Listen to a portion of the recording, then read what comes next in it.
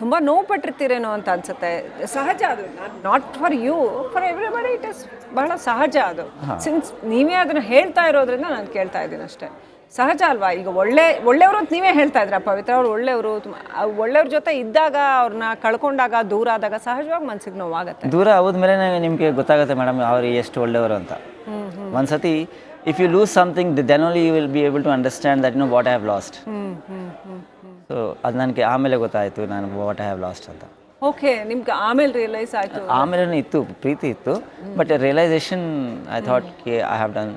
So you repented, ನಾನು ಇನ್ನೂ ಚೆನ್ನಾಗಿ ಟ್ರೀಟ್ ಮಾಡ್ಬೋದಾಗಿತ್ತು ಅವಳನ್ನ? I'll not say repented, I get regretted. Okay. You very honest sir. ಸತ್ಯ ಹೇಳಬೇಕು, ಯಾರು ಇಷ್ಟು ಪ್ರಾಮಾಣಿಕವಾಗಿ ಇನ್ನೊಬ್ರೆದ್ರು ನಾನು ಹಿಂಗಿದ್ದೀನಪ್ಪ ಅಂತ ಹೇಳ್ಕೊಡೋದಿಲ್ಲ. ಹ್ಯಾಟ್ಸ್ ಟು ಯುವರ್ ಆನೆಸ್ಟಿ ಈ ವಿಚಾರದಲ್ಲಿ ಅಟ್ಲೀಸ್ಟ್. Thank you.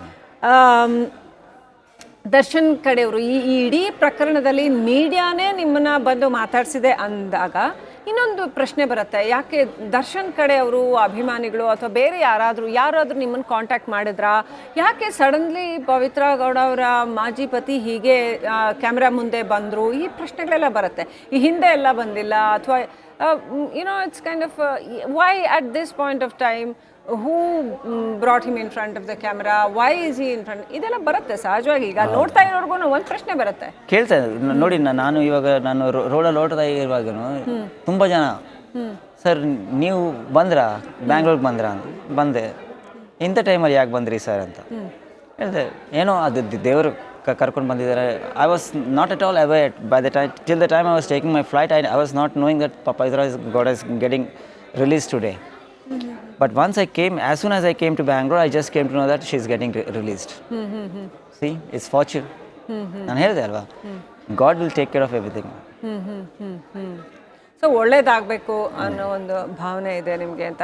ದರ್ಶನ್ ಅವ್ರ ಬಗ್ಗೆ ಅಂದರೆ ಅವ್ರ ಸ್ವಭಾವದ ಬಗ್ಗೆ ನೋಡಿ, ಇಲ್ಲೂ ಕೂಡ ಯಾಕೆ ಪ್ರಶ್ನೆ ಕೇಳಬೇಕು ಅಂದರೆ ಬಿಕಾಸ್ ಆಫ್ ದಟ್ ಸ್ವಭಾವ ಪವಿತ್ರ ಗಾಟ್ ಇನ್ ಟು ಟ್ರಬಲ್ ಅಲ್ವಾ. ಅವರು ಕೂಡ ಜೈಲಿಗೆ ಹೋಗ್ಬೇಕಾಯ್ತು. ಆ ಆ್ಯಂಗರ್ ಇದೆಯಲ್ಲ, ಆ ಸಿಟ್ಟು ಅಥವಾ ಏನೋ ಹೊಡೆದ್ರು ಅಂತ ಹೇಳುವಂಥದ್ದು ಅಥವಾ ಅಷ್ಟೊಂದು ಎಕ್ಸ್ಟ್ರೀಮ್ಗೆ ಹೋಗಬೇಕಾಗಿತ್ತಾ ಅಂತ. ಅವ್ರ ಸ್ನೇಹಿತರೆ ಕೆಲವರೆಲ್ಲ ಹೇಳ್ದ ಅಷ್ಟು ಕೋಪ ಮಾಡ್ಕೊಳ್ಳೋದು ಬೇಡ ಇತ್ತು, ಅಷ್ಟು ಎಕ್ಸ್ಟ್ರೀಮ್ಗೆ ಹೋಗೋದು ಬೇಡ ಇತ್ತು ಅಂತ. ಏನು ಹೇಳ್ತೀರಿ? ಕೋಪ ಅಂದರೆ ಮೇಡಮ್ ನೋಡಿ, ಇವಾಗ ನಾನೇ ಅಂದ್ಕೊಳ್ಳಿ, ಇವಾಗ ರೋಡಲ್ಲಿ ಒಂದು ಹುಡುಗಿ ಹೋಗ್ತಾ ಇದ್ದಾಳೆ ಅಂದ್ಕೊಳ್ಳಿ. ನಾನು ಅವ್ರಿಗೆ ಒಂದು 2 ಮಾತು ಕೆಡ್ದಾಗ ಹೇಳಿದ್ರೆ ಆ ಹುಡುಗಿ ಏನು ಮಾಡ್ತಾಳೆ, ತಕ್ಷಣ ಚಾಪಿ ತಗೊಂಡು ಹೊಡಿತಾಳೆ ಅಲ್ವಾ. ಅಂಥ ಕೆಲಸ ಪವಿತ್ರ ಗೌಡ ಅವರು ಎಷ್ಟು ದಿನ ಆ ಕೋಪನ ಕಂಟ್ರೋಲ್ ಮಾಡ್ಕೊಂಡಾದ್ಮೇಲೆ ಅವರು ದರ್ಶನ್ ಅವ್ರಿಗಾದ್ರೂ ಗೊತ್ತಿಲ್ಲ ಅವರು ಏನು ಮಾಡಿಲ್ಲ ಅನ್ನೋದು court has to decide. But ಅವ್ರಿಗಾದ್ರೂ ಒಂದು ಆ ಸಿಟ್ಟಿನ ಮೇಲೆ ನಿಯಂತ್ರಣ ಬೇಕಿತ್ತೇನೋ ಅಂತ. ಅಂಥ ಜಾಗ ಮೇಡಮ್ ನೋಡಿ, don't take me wrong, okay.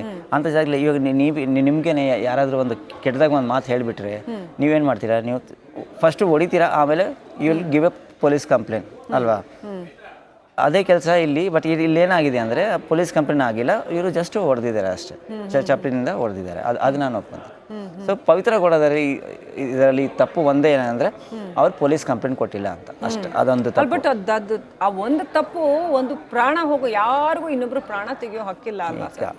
ಗೊತ್ತು ಮೇಡಮ್, ಇನ್ನೊಬ್ರು ಪ್ರಾಣ ತೆಗೆಯೋದು ಅಂತ ಹೇಳೋವಂಥದ್ದು ಹೀನಿಯಸ್ ಕ್ರೈಮ್ ಅದು. ಆಮೇಲೆ ನಿಮ್ಗೆ ಗೊತ್ತಿದೆ ಅಂತ ಅನ್ಕೋತೀನಿ, ರೇಣುಕಾಸ್ವಾಮಿನ ಕರ್ಕೊಂಡು ಬಂದು ಒಂದು ಕ್ಷಣದಲ್ಲಿ ಆಗಿರೋ ಘಟನೆ ಅಲ್ಲ ಇದೆಲ್ಲ. ಆತನನ್ನು ಗಂಟೆಗಟ್ಟಲೆ ದಿನಗಟ್ಟಲೆ ಆ ಪಟ್ಟಣಗೆರೆ ಶೆಡ್ಡಲ್ಲಿ ಕರ್ಕೊಂಬಂದು ಕೂರಿಸಿ ಚಿತ್ರಹಿಂಸೆ ಕೊಟ್ಟು ಊಟ ನೀರು ಕೊಡದೆ ತುಂಬ ಹೊಡೆದು ಸಾಯಿಸಿರುವಂಥದ್ದು. ಅದು I have no comments on this ma'am. ಯಾಕಂದರೆ ನಾನು ನೋಡಿಲ್ಲ, ನಾನು ಹೇಳೋಕ್ಕೂ ಆಗಲ್ಲ. ನೀವು ಪವಿತ್ರ ಗೌಡ ಅವ್ರಿಗೆ ತುಂಬ ತಾಳ್ಮೆ ಇದೆ ಅಂತ ಹೇಳಿದ್ರಿ, ಬಟ್ ಇದೆಲ್ಲ ಪೇಷನ್ಸ್ ಇದೆ ಅಂತ ಹೇಳಿದ್ರಿ. ಇದೆಲ್ಲ ಆಗ್ತಾ ಇರೋವಾಗ ಲೈಕ್ ಯಾರಿಗಾದ್ರೂ ಈಗ ಸಾಮಾನ್ಯವಾಗಿ ಹೆಣ್ಮಕ್ಳಿಗೆ ಒಂದು ಸೆನ್ಸ್ ಬರುತ್ತೆ, ನೋ ಅವ್ರು ತಡಿತಾರೆ. ಯೂಶ್ವಲಿ ಜೊತೆಗಿರೋರ್ನ ತಡಿತಾರೆ, ಹೇ ಬೇಡಪ್ಪ ಬಿಡು ಆಯ್ತು ಹೋಗ್ಲಿ ಬಿಡು ಅತ್ಲಾಗೆ ಅಂತ ಹೇಳ್ತಾರೆ. ಲಾಸ್ಟ್ ಮೊಮೆಂಟ್ವರೆಗೂ ಅವರು ಅಲ್ಲಿ ಇದ್ದರೂ ಅವ್ರಿಗೆ ಗೊತ್ತಾಗ್ತಾ ಇತ್ತಿದೆಲ್ಲ ಅಂತ ಹೇಳ್ತಾ ಇದ್ರು, ಸುದ್ದಿಗಳಿದ್ವು. ತಡಿಲಿಲ್ಲ ಯಾಕೆ ಅಂತ.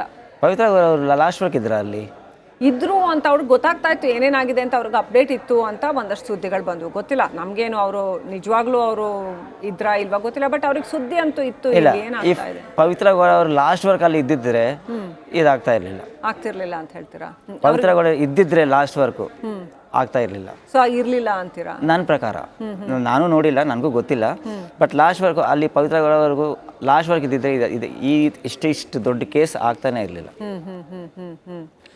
ಸೊ ನಿಮಗೆ ಯಾರಾದರೂ ಹೇಳಿದ್ರ, ಸಂಜಯ್ ಸಿಂಗ್ ಅವ್ರಿಗೆ ಯಾರಾದರೂ, ನನಗೆ ಗೊತ್ತಿಲ್ಲ, ನೀವು at this point of time Pavithra needs help ಅಥವಾ ಅವ್ರಿಗೆ ಮೊರಲಿ ನಾನು ಹೇಳ್ತಿರೋದು, ಇಟ್ಸ್ ಯೂಶ್ವಲಿ ಹಂಗಿರುವಾಗ people try to gather help no. So morally, ಯಾಕಂದರೆ ಒಂದು ಪಬ್ಲಿಕ್ ಇಮೇಜ್ ಬಂದ್ಬಿಡತ್ತೆ.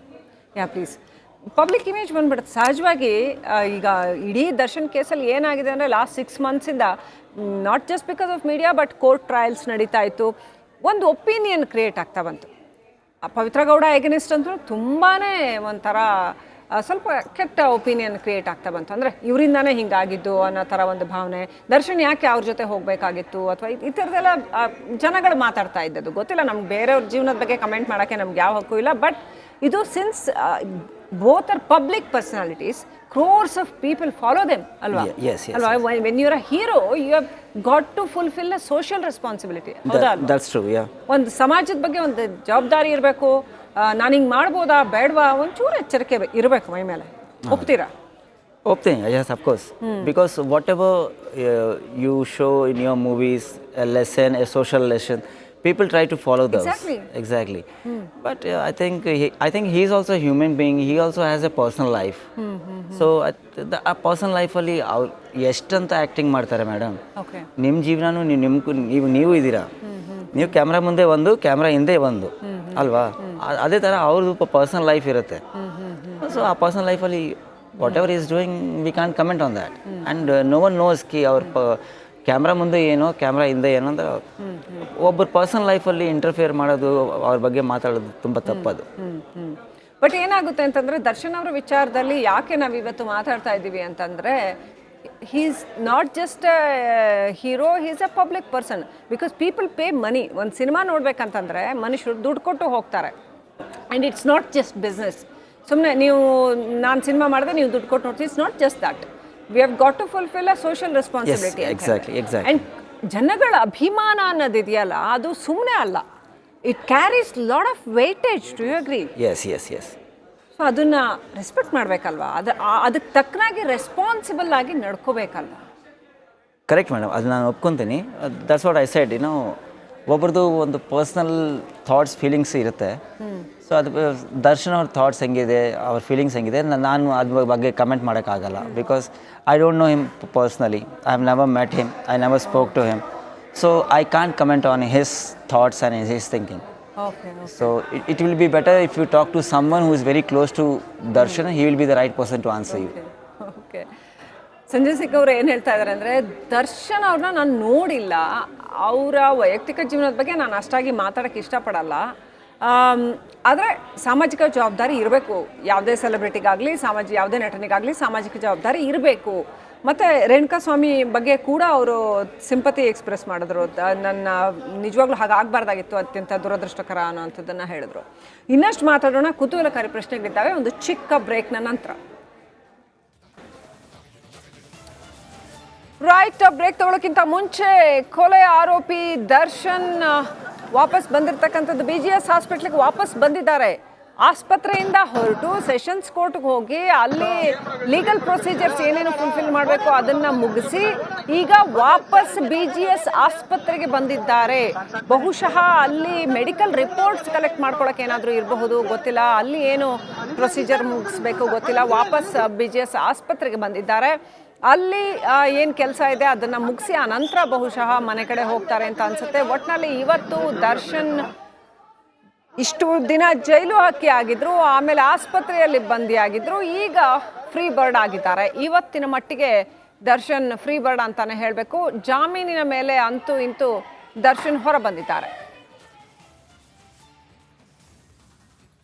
ಸೊ ನೋಡ್ತಾ ಇದ್ದೀವಿ, ದರ್ಶನ್ ಹೊರಗಡೆ ಬಂದಿದ್ದಾರೆ. ಅವರು ವಾಪಸ್ BGS ಹಾಸ್ಪಿಟ್ಲಿಗೆ ಬಂದಿದ್ದಾರೆ. ಅಲ್ಲಿ ರಿಪೋರ್ಟ್ಸ್ ಕಲೆಕ್ಟ್ ಮಾಡ್ಕೊಳ್ಳೋದಿರುತ್ತೆ ಅಥವಾ ಬೇರೆ ಇನ್ನೇನು ಪೇಪರ್ಸ್ ವರ್ಕ್ ಇರುತ್ತೆ, ಸಿಗ್ನೇಚರ್ಸ್ ಇರುತ್ತೆ, ಅಥವಾ ಬಿಲ್ ಪೇಯಿಂಗ್ ಏನೇನಿರುತ್ತೆ ಗೊತ್ತಿಲ್ಲ, ಬೇಕಾದಷ್ಟು ಕೆಲಸಗಳು ಇರಬಹುದು. ಇನ್ಕ್ಲೂಡಿಂಗ್ ಅಲ್ಲಿ ಏನಾದರೂ ಕಾನೂನಿಗೆ ಸಂಬಂಧಪಟ್ಟ ಪ್ರಕ್ರಿಯೆ ಏನಾದರೂ ಇದೆಯಾ ಅನ್ನೋದನ್ನು ಇನ್ನಷ್ಟು ಅಪ್ಡೇಟ್ ಬರಬೇಕಾಗಿದೆ. ಒಟ್ಟಿನಲ್ಲಿ ಈ ಕ್ಷಣದಲ್ಲಿ ಸಂಜೆ 5 ಗಂಟೆ ಸಮಯ ಆಗಿದೆ ವೀಕ್ಷಕರೇ. ಇವತ್ತು ಅವರಿಗೆ ಬೇಲ್ ದೊರೆತು 3 ದಿನಗಳಾಗಿದೆ. ಆದರೂ ಕೂಡ ಇವತ್ತು ಈಗ ಅವರು BGS